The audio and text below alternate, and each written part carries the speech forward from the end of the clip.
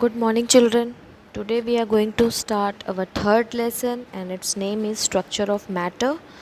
And before starting this chapter, I hope you all have written up to lesson 2 in your copy. Okay, so let us start the chapter Structure of Matter. So, children, all the things in this world is made up of matter. Okay, whatever you are seeing and whatever you are touching by your hand, that is made up of matter. Means solid, liquid, and gas. Solid, liquid, and gas are the three states of matter. Okay, so children, I would like to ask you whether you know what is mixture. Okay, mixture is so many substances when mixed together are called mixture. Okay, and that can be separated by simple physical process. Okay, that are called mixture. All the substances are, however, not mixtures. There are some substances whose constituents cannot be separated by simple physical methods, and they are called pure substance. Children, when I am saying simple physical method, what do you mean by that?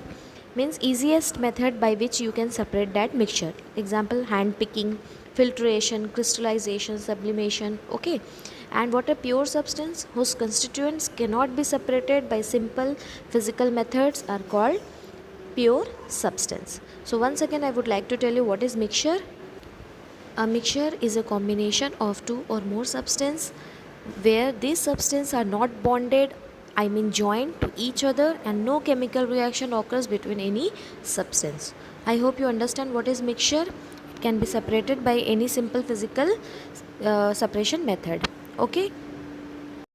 Now next is about pure substance. I told you earlier only pure substance cannot be separated by physical means and cannot be chemically separated. Okay, they cannot be separated. So those who cannot be separated, they are called pure substances. Now children, pure substances just now which I told you is of two types. Okay, elements and compounds. Okay, so let us first see about what is elements. An element is a pure substance. Listen very carefully. An element is a pure substance that cannot be broken down into any other substance. Okay. Element is a pure substance that cannot be broken down into any other substance, and each element is identified by specific physical and chemical properties.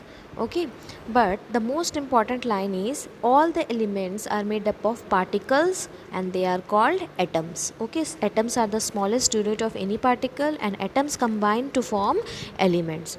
Elements have different properties because their atoms are different. Okay, so now you understood what is elements. Now children, elements are again classified into metals and non-metals on the basis of their properties. By the name itself you will understand what is metals and what is non-metals. Okay, metals are the good conductors of electricity and non-metals are the poor conductors of electricity. They have a special, metals have special luster, and normally they are solids like gold, silver, iron, mercury. Not mercury, mercury is a liquid metal. Okay, found in liquid state.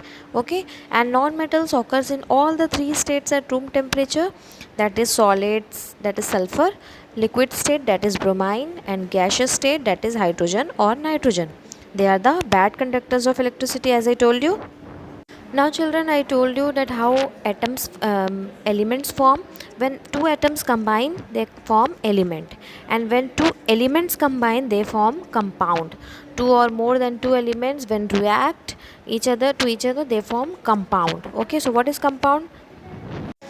A substance in which two or more different elements are chemically bounded together are called compounds. Okay.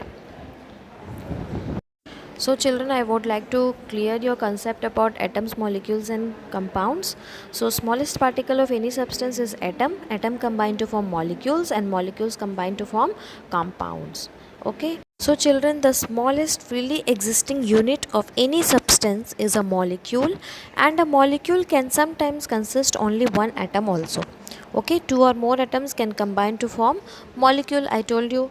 Okay, now let us see about the arrangements of particles in solid, liquid and gas. Okay, as you are seeing this chapter, this picture, see this solids, molecules are, particles are so tightly and closely packed. Okay, liquids are little bit loosely and gas are more loosely packed.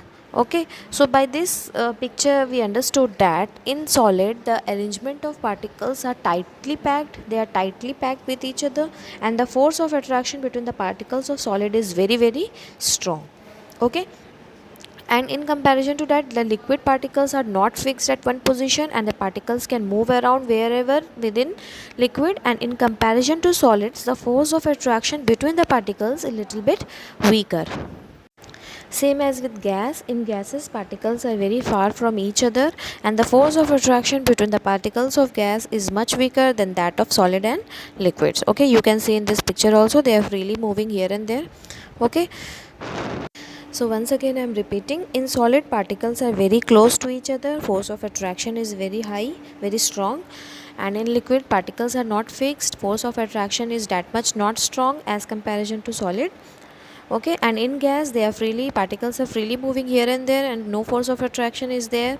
Okay, so children, here I am finishing my today's explanation. Next class you are going to get more about this chapter. Till that time, take care and thank you.